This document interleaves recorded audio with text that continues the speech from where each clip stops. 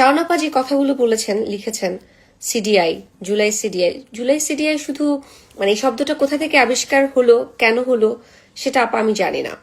কিন্তু আপনি শুধুমাত্র হুমায়ুন স্যারের ওয়াইফ নন, আপনার নিজের একটা আলাদা পরিচিতি আছে। আপনি কি সুন্দর কণ্ঠে আপনি গান গান, কি সুন্দর অভিনয় করেন, কি সুন্দর আপনি ডিরেকশন দেন।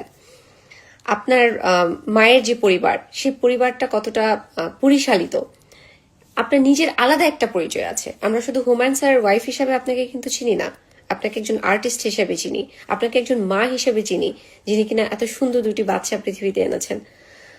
কেন ওনাকে হুমায়ুন ফরিদের ওয়াইফ হিসেবে চিনতে হবে কেন? ওনাকে শিল্পী হিসেবে চিনতে হবে কেন? ওনার তো আরেকটা পরিচয় আছে, উনি একজন যৌনকর্মী। সব থেকে বড় পরিচয়, উনি বিগত আওয়ামী লীগ সরকার থাকাকালীন বিভিন্ন নেতা কর্মীর সাথে যৌন কাজে লিপ্ত ছিল। টাকার বিনিময়ে প্রত্যেকটা নেতা কর্মীর বাসায় গিয়ে সার্ভিস দিতেন। শুধু শাওন না, এখানে মাহিয়া মাহি ছিলেন, আর আপনি নিজেও ছিলেন, নীলা ইসরাফিল। আপনার এরকম অনেক ইতিহাস আছে। আপনারা তো যৌনকর্মী, এখন আপনাদের স্বার্থে আঘাত লাগার কারণে আপনারা জুলাই সিডিআই বলেন, তাই না? কারণ জুলাই সিডিআই আসার পরে তো আপনাদের যৌনকর্মী বা যৌন কাজটা বিরত কাজ করতে পারতেছেন না, টাকা ইনকাম করতে পারতেছেন না, আপনাদের লাগবে, এটাই স্বাভাবিক।